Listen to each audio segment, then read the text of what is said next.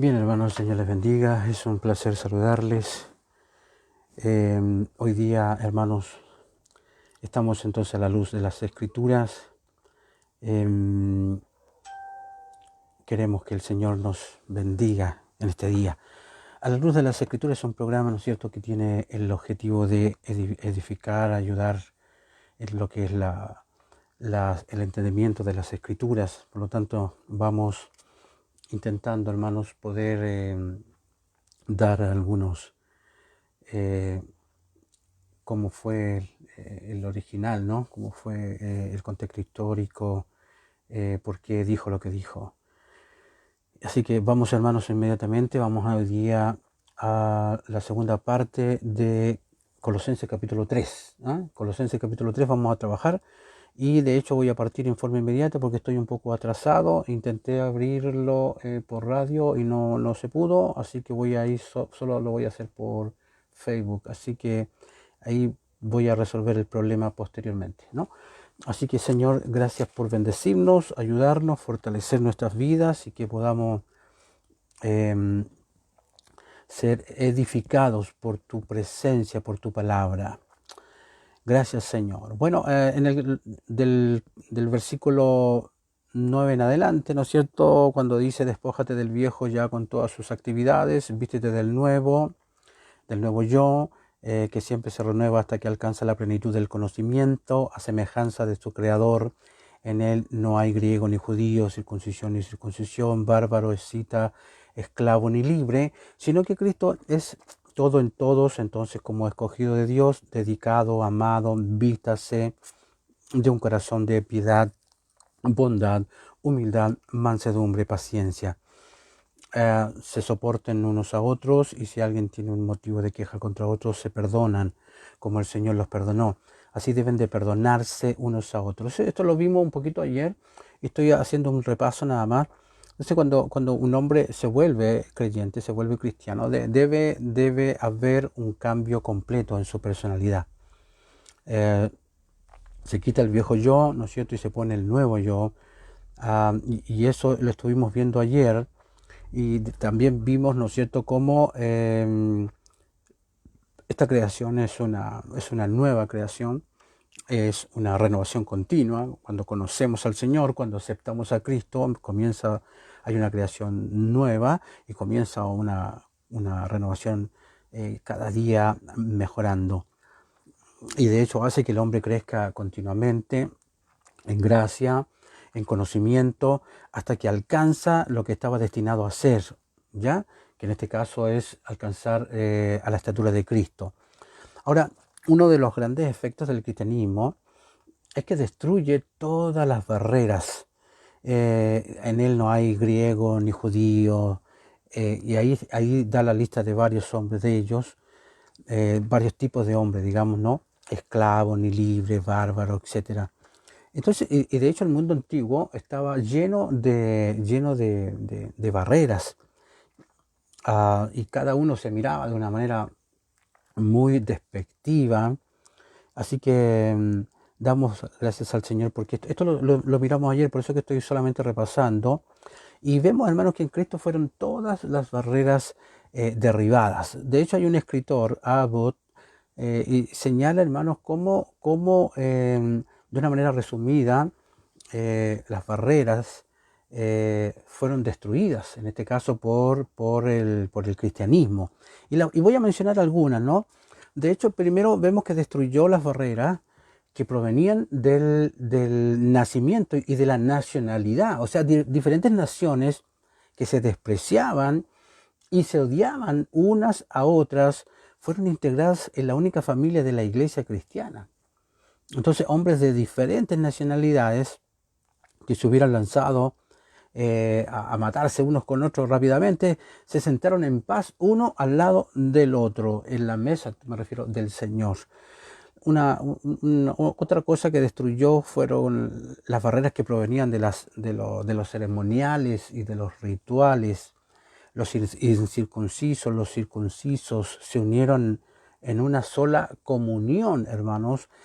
Para un judío, un hombre de cualquier otra nación era inmundo, ¿ya? Para un judío todos eran inmundos, en este caso todos los gentiles.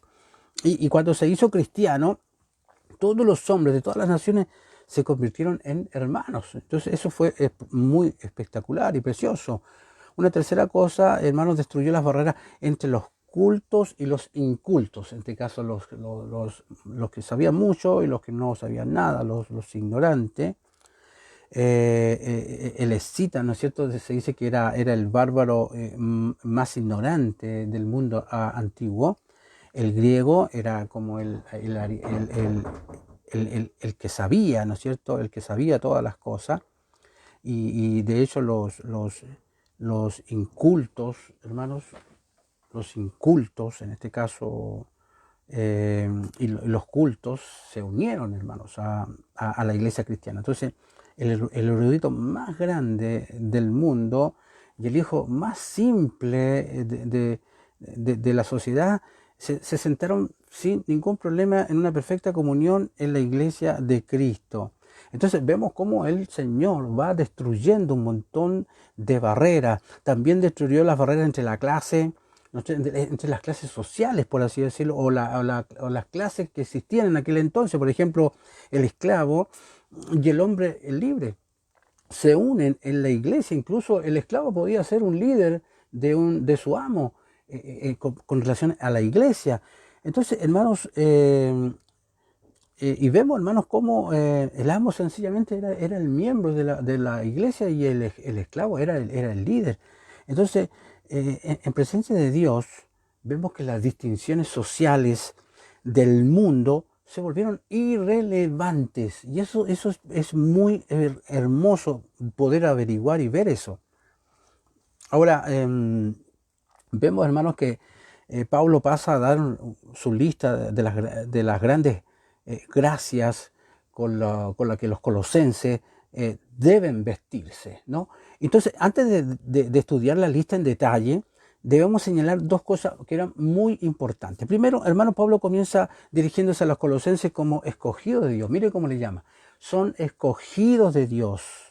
Son dedicados y amados. O sea, lo significativo, hermanos, que de estas tres palabras pertenecían originalmente, por así decirlo, a los judíos, ¿no es cierto?, al pueblo de Dios, y era el pueblo elegido. Israel era el pueblo elegido, era la nación dedicada, eran los amados de Dios, y Pablo toma estas tres preciosas palabras, ¿ya?, que alguna vez fueron posesión de Israel, y se la da a los gentiles. Mire qué interesante. Y de ese modo muestra, hermanos, que el amor y la gracia de Dios se han extendido hasta los confines de la tierra y que no existe una cláusula de nación más favorecida, ¿no es cierto?, que esta en este caso. Otra cosa muy importante que quiero que analicemos primero es que es muy significativo notar, hermanos, que cada una de las gracias enumeradas tiene que ver con las relaciones personales entre los hombres, digamos. No se mencionan virtudes como la eficiencia o la astucia, ni siquiera la diligencia o lo que es la laboriosidad. Y no es que estas cosas no sean importantes, pero las grandes virtudes cristianas básicas son las que gobiernan las relaciones humanas. Eso, yo creo que a Dios le interesa mucho que nosotros estemos bien unos con otros, que nos amemos unos con otros. No se olvide, hermano, que el cristianismo es una comunidad y tiene en su lado divino el don asombroso de la paz con Dios, y en su lado humano la solución triunfante del problema de la convivencia. Nosotros como creyentes hemos aprendido, ¿no es cierto?, hemos aprendido a convivir unos con otros. Entonces Pablo comienza con un corazón compasivo. Si había algo que el mundo antiguo necesitaba, era misericordia. De hecho, los sufrimientos de los animales no significaba nada. Los mutilados y enfermos se fueron a la pared. No había provisión para nadie, para los ancianos menos. El trato al que era más idiota, por así decirlo, o al que era más ingenuo, era terrible, era insensible el trato que tenían. Entonces el cristianismo trajo misericordia a este mundo. Y no es exagerado decir, hermanos, que todo lo que se ha hecho por los ancianos, los enfermos, los débiles de cuerpo y de mente, o el animal, o el niño, y la mujer. Y se ha hecho bajo la inspiración del Espíritu Santo en el cristianismo, hermanos. Entonces, eso es muy interesante. Por ejemplo, cuando habla de bondad, la bondad, de hecho, Trench, hermanos, lo llama a esta una palabra encantadora, dice. Es una palabra encantadora para una calidad encantadora, cuando dice que los cristianos debían tener bondad, bondad, ¿ya? Entonces, de hecho, los escritores antiguos definieron esta palabra, bondad, que es cherestotes, ya que es como la virtud del hombre cuyo bien del prójimo le es tan querido como el suyo propio. O sea, yo siempre estoy anhelando el bien de mi hermano. Eso es bondad, ¿cierto? Y de hecho Josefo lo usa como una descripción de Isaac, el hombre que cavó pozos y se los dio a otros porque no pelearía por ellos. O sea, siempre está preocupado del otro. Esa es bondad. ¿Te fijas? Entonces, hermanos, vemos que se utiliza eh, se utiliza con vino que se ha suavizado con la edad y ha perdido su aspereza. Es la palabra usada cuando Jesús dijo, mi yugo es fácil, ¿ya? O sea, la bondad en sí misma puede ser severa, ¿cierto? Pero charistotes, que es la palabra en el original, es la bondad que es bondadosa. Este tipo de bondad que Jesús usó, ¿cierto? Con la mujer pecadora, que ungió sus pies. Entonces, sin duda, Simón, el fariseo, era un buen hombre, pero Jesús era más que bueno, era cherestos. O sea, de hecho algunas versiones lo traducen como benignidad en vez de bondad, ¿cierto? Entonces el cristiano está marcado por una bondad que es bondadosa, ¿no es cierto? Bondadoso. También habla de la humildad, también, ¿no? Habla de humildad. Yo quiero leerles el versículo al cual me estoy refiriendo para que usted no se vaya a perder, ¿no es cierto? Cuando dice, vestidos pues como escogidos de Dios, santos y amados, de entrañable misericordia, ¿cierto? De benignidad, de humildad, de mansedumbre, de paciencia, ¿ya? Hay benignidad, está refiriéndose a la bondad. Entonces, también, hermanos, hay humildad. A menudo se ha dicho, hermanos, que la humildad fue una virtud creada por el cristianismo. Ya en el griego clásico no hay una palabra para humildad que tenga ni un matiz de servilismo, pero la humildad cristiana no es algo que se avergüence. Se basa en dos cosas. Primero, en el lado divino se basa en la conciencia de la criatura humana. ¿Ya? La conciencia de la criatura humana. Dios es el creador, el hombre es la criatura, ¿no es cierto? Y en presencia del creador, la criatura no puede sentir nada más que humildad. Y en segundo lugar, hermanos, en el lado humano se basa en la creencia de que todos los hombres son hijos de Dios, ¿ya? Y no hay lugar para la arrogancia cuando vivimos entre hombres y mujeres que son todos de un linaje, del linaje real, digamos, cuando somos creyentes. Entonces también dice que hay dulzura, y esta palabra también, hermanos, Aristóteles había definido esta palabra que es praotes, praotes. A mí me cuesta mucho nombrar las palabras en griego, ¿no? Por eso lo hago más lento, praotes. Aristóteles lo define como el infeliz término medio entre demasiado y muy poco enojo, ¿ya? El hombre que tiene praotes es el hombre que está tan autocontrolado, ¿ya? Porque está controlado por Dios, ¿cierto? Y que siempre está enojado en el momento adecuado y nunca enojado en el momento equivocado. ¿Te fijas lo que es? ¿Ya? Tiene el mismo tiempo, en este caso al mismo tiempo, tiene la fuerza y también tiene la dulzura de la verdadera dulzura, digamos, ¿no? Entonces, esto es lo que debíamos tener ahora que ya nos vestimos con el nuevo hombre, no solo bondad o benignidad, humildad, dulzura, ¿no es cierto? Y también habla de paciencia, la paciencia es otra palabra que también me cuesta mencionarla, es macrotumia. Y este es el espíritu que nunca pierde, mire, nunca pierde la paciencia con sus semejantes. ¿Cuántas veces nosotros hemos perdido la paciencia con los que nos rodean, ¿no? Y usamos palabras y vayan a freír monos al África, por decir una palabra, ¿no? Nunca pierde la paciencia con su semejante, y su necedad y su imposibilidad de enseñar nunca lo conducen al cinismo o a la desesperación. Entonces sus insultos y sus malos tratos nunca lo conducen a la amargura ni a la ira. Tienen paciencia. Entonces la paciencia humana es un reflejo de la paciencia divina que soportan todos nuestros pecados y nunca nos desecha. Entonces está también el espíritu tolerante y perdonador, ¿no es cierto? El cristiano soporta y perdona. Y lo hace porque un hombre perdonado siempre debe perdonar. O sea, nunca debe olvidarse, hermanos, de que Cristo perdonó todos nuestros pecados, por muy graves que hayan sido. Él lo perdonó. Entonces, ¿cómo Dios lo perdonó, hermano? Él debe perdonar a los demás, estoy hablando del creyente, porque solo los que perdonan pueden ser perdonados. ¿Te fijas? Vamos a ver entonces los versículos del 14 al 17. Dice, además de todas estas cosas, aquí vamos a ver el vínculo perfecto, ¿no?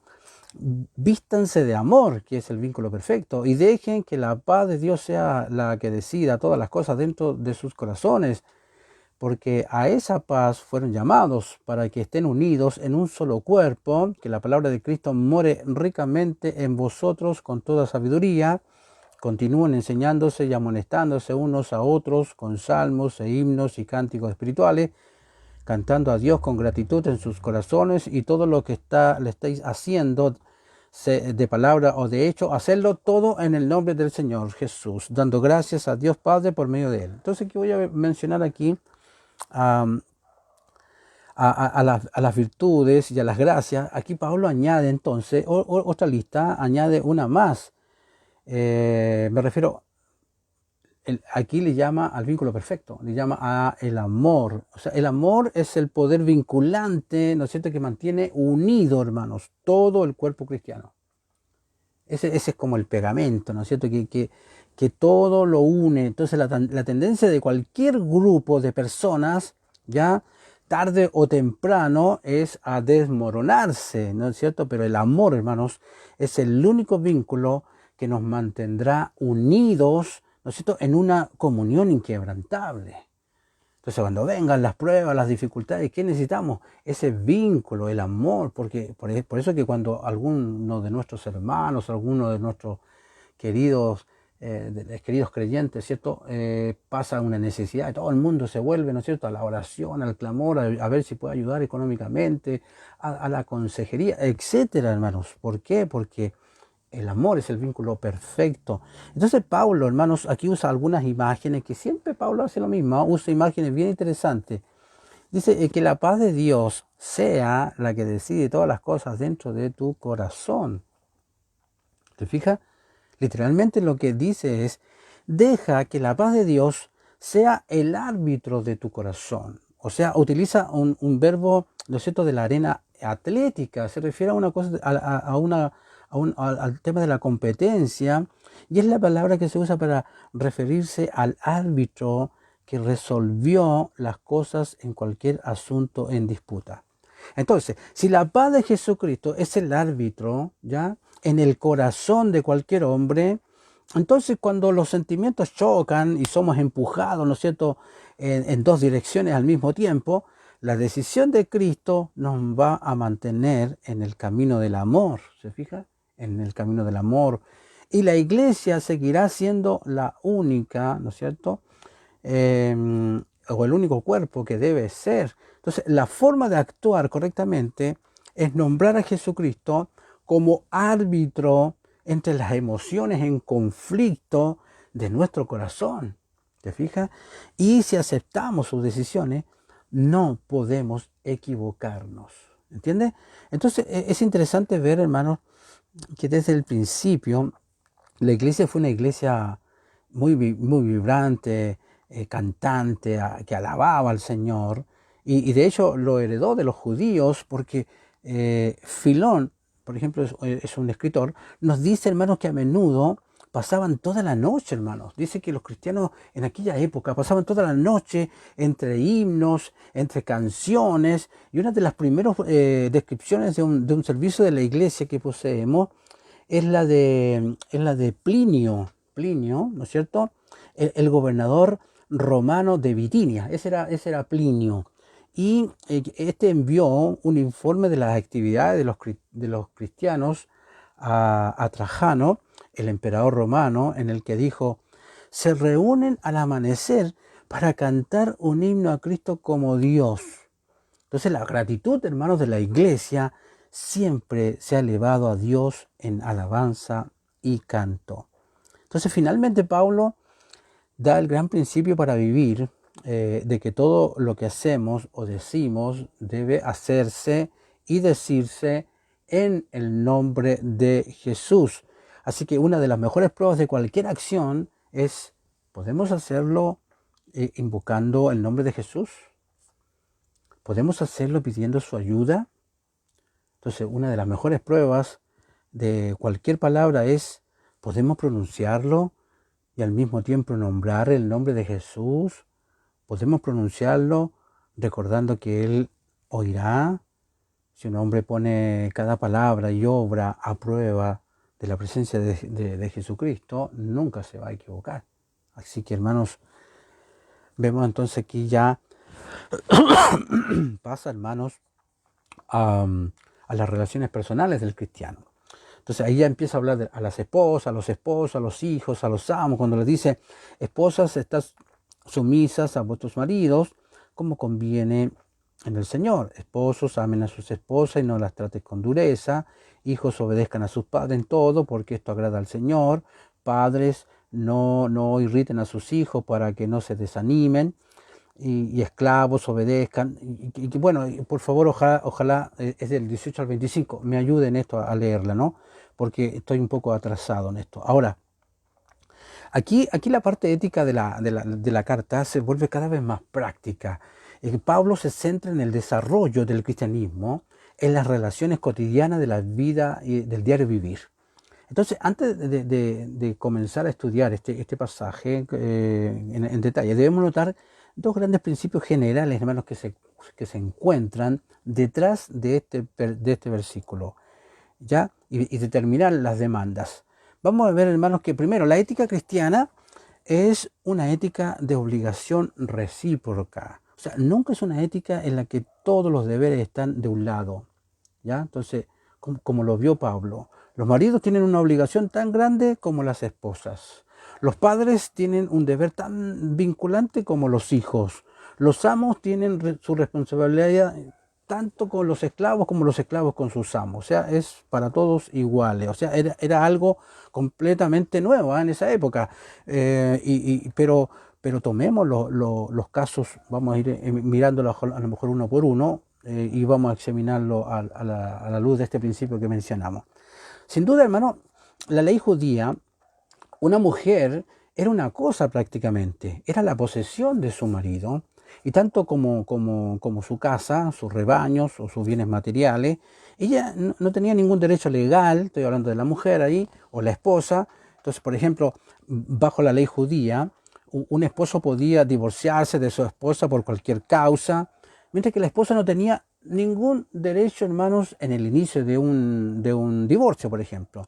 Y de hecho, los únicos motivos por lo que se podía conceder el divorcio era si su marido, ¿no es cierto?, desarrollaba lepra, fíjate. Era la única forma en que podía separarse de su marido, y se hacía apóstata o violaba a una virgen, ¿ya? O en este caso, o se hacía apóstata o violaba a una virgen. Cuestiones muy graves, ¿no es cierto? Recién la mujer podía decir: yo quiero separarme de este hombre. Entonces, en la sociedad griega, una mujer respetable, mire, una mujer respetable vivía, ¿no es cierto?, una vida de total reclusión. Mientras más encerrada, mejor, decían los griegos, ¿no? Entonces nunca apareció sola, no aparecía nunca sola en las calles, ni siquiera para hacer algún tipo de compras. Vivía en los apartamentos de las mujeres, no se reunía con sus hombres ni siquiera para comer.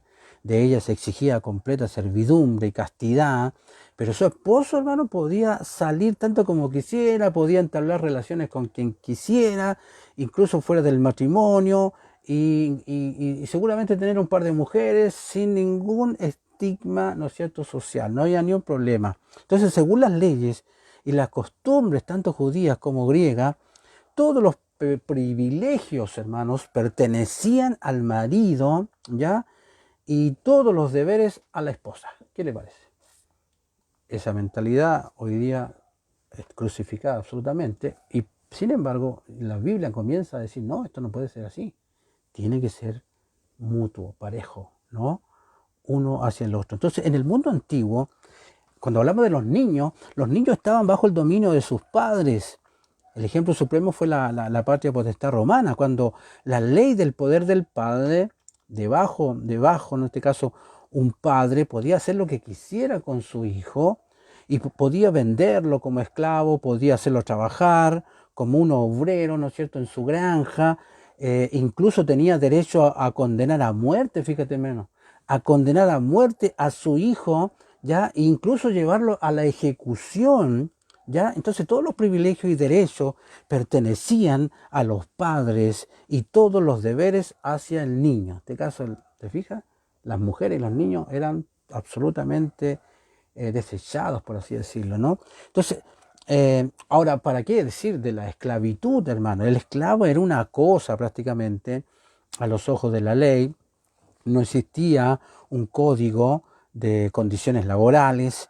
Cuando el esclavo dejaba de trabajar, podía ser, o sea, cuando ya no podía producir, era prácticamente expulsado en un vertedero sencillamente para morir, o en cualquier lado, ¿no es cierto? Ni siquiera tenía derecho a casarse, no, ningún derecho a casarse, y si convivía y había un hijo, pregúnteme de quién era el hijo, del amo. Era del amo, no era de él. El hijo pertenecía al amo, así como los corderos del rebaño pertenecían, ¿no es cierto?, al pastor.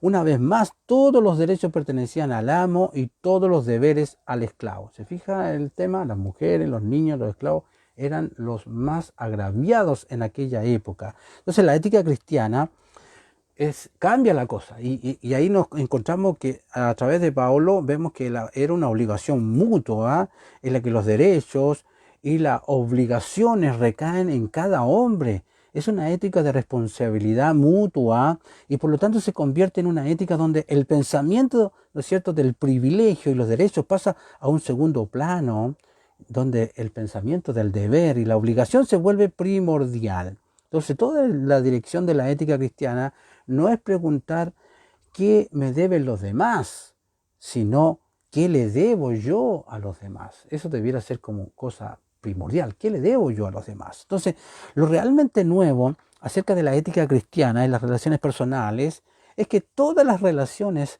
están en el Señor. Ahí se conjugan, ¿no? Entonces, toda la vida cristiana se vive en Cristo. Y en cualquier hogar, el tono de las relaciones personales debe ser dictado, hermanos, por la conciencia de que Jesucristo es un invitado invisible, pero siempre presente. Él está siempre presente en todo lo que hacemos, en todo lo que pensamos, en todos lados. Entonces, en cualquier relación entre los padres y los hijos, el pensamiento dominante debe ser la paternidad de Dios.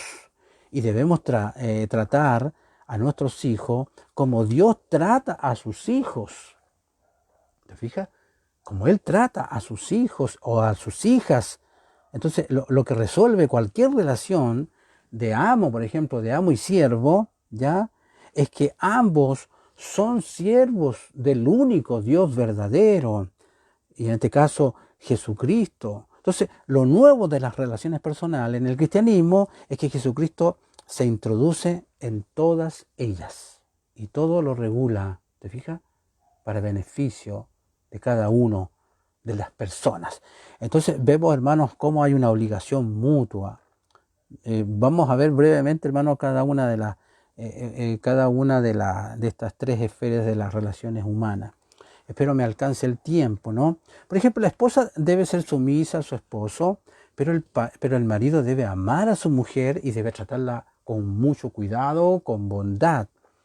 ¿No es cierto? El efecto práctico de las leyes y costumbres matrimoniales de la antigüedad fue que el esposo se convirtió entonces en un dictador prácticamente indiscutible y la esposa poco más que la sirvienta, ¿cierto? Para criar a sus hijos y atender sus necesidades. Entonces, el efecto fundamental de esta enseñanza cristiana es que el matrimonio se convierte en una sociedad, o sea, se convierte en algo en lo que se entra no solo para la convivencia del esposo, sino para que tanto el esposo como la esposa puedan encontrar gozo, paz, alegría y en una nueva plenitud el uno con el otro. O sea, nos bendecimos unos a otros, nos protegemos, nos apoyamos.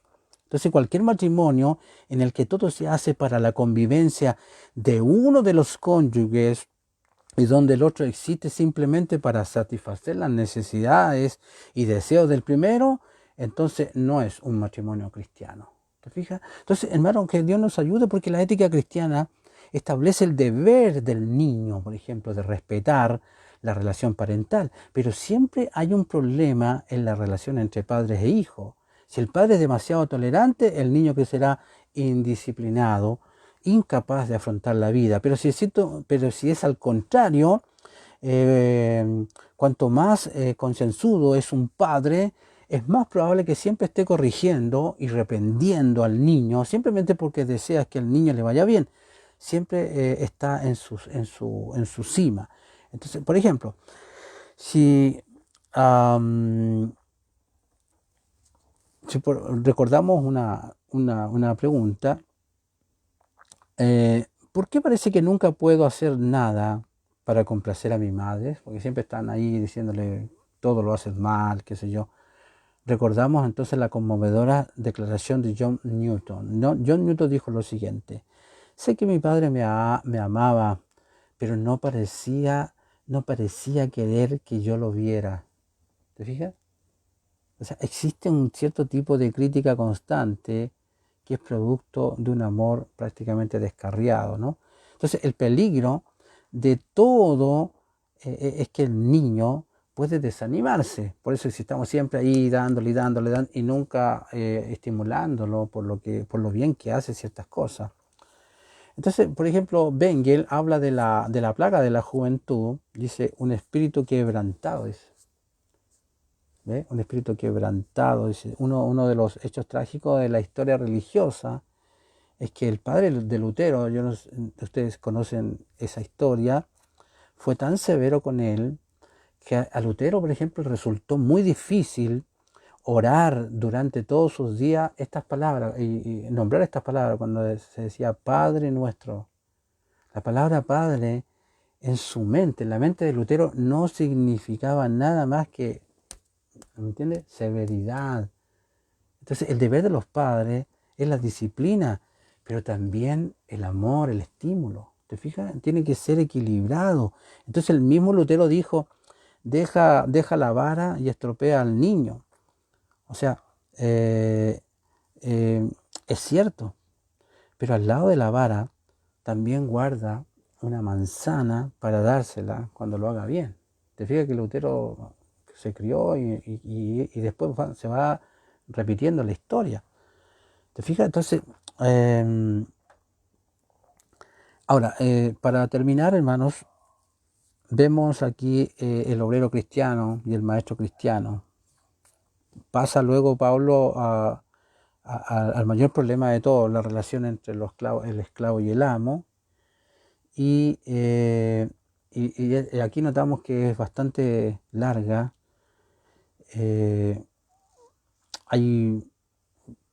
Se nota que hubieron varias conversaciones ahí de Pablo que mantuvo con Onésimo, que era el esclavo fugitivo. Onésimo fue un esclavo fugitivo Aquí más tarde lo que hace es enviarlo de regreso a su amo Filemón. Entonces, Onésimo era el esclavo, Filemón era el amo, y los dos se convierten, ¿te fijas? Entonces, Pablo dice cosas que deben haber asombrado a ambos lados. Insiste, hermanos, en que el esclavo debe ser un trabajador fuerte, ¿no es cierto? Está diciendo que su cristianismo debe convertirlo en un esclavo mejor y eficiente, ¿cierto? Nunca el cristianismo va a decir, no, trabajen menos, flojeen más, no, jamás va a decir eso. Si puedes trabajar lo mejor posible, bien, bien, porque no es para tu amo, es para la gloria del Señor, ¿ya? Entonces, nunca debemos contentarnos con lo visual, pues es trabajar para que el hombre nos vea, o cuando el supervisor está mirando. Entonces, aquí notamos, hermanos, que el amo, en el caso del amo, debe tratar al esclavo no como una cosa, porque así se trataba en esa época, sino que como una persona, con justicia, con equidad, ¿cierto? Entonces, el obrero, ¿no es cierto? El obrero debe hacer todo como si estuviera haciendo para el Señor. Bien, entonces, y el maestro debe recordar, hermanos, que él también tiene un maestro. Todos tenemos a alguien ahí a quien respetar y lo hacemos para el Señor. Él es el que nos está observando, Cristo está en el cielo y también a través del Espíritu Santo está en nuestra vida. Él es responsable ante Dios, somos responsables ante el Señor como sus obreros, ¿no es cierto? Ningún maestro puede decir, este es mi negocio y haré lo que quiera con él, sino que no, debemos siempre meter al Señor ahí. Este es un asunto de Dios. Él me ha puesto a cargo de esto o a cargo de lo otro, y soy responsable ante Él. Entonces, cualquier actividad que nosotros realizamos, debemos pensarla siempre. Estamos agradando al Señor con lo que hacemos, con las actitudes, con la forma de tratar las personas, etcétera, ¿cierto? Entonces, la doctrina cristiana del trabajo es que tanto el maestro como el hombre están trabajando para Dios y que por lo tanto las verdaderas recompensas del trabajo no se pueden valorar, ¿no es cierto?, con monedas terrenales, sino que algún día el Señor las tiene preparadas para cada uno de nosotros, ¿no es cierto?, para cada uno de nuestras vidas. Así que, hermanos, que Dios nos ayude en esto, que el Señor nos pueda bendecir, hermanos. Que Dios nos bendiga en cada uno de estos que hemos analizado. Así que, hermanos, esto sería el tema de hoy. Lamento no pudo salir por la radio hoy día porque tuve algún inconveniente y no se pudo hacerlo. Así que aquí queda grabado y puedan revisarlo. Invite a otros que lo puedan mirar, que lo puedan observar. Esta es la segunda parte del capítulo 3. Así que bendiciones, hermanos, y que Dios bendiga sus vidas. Amén.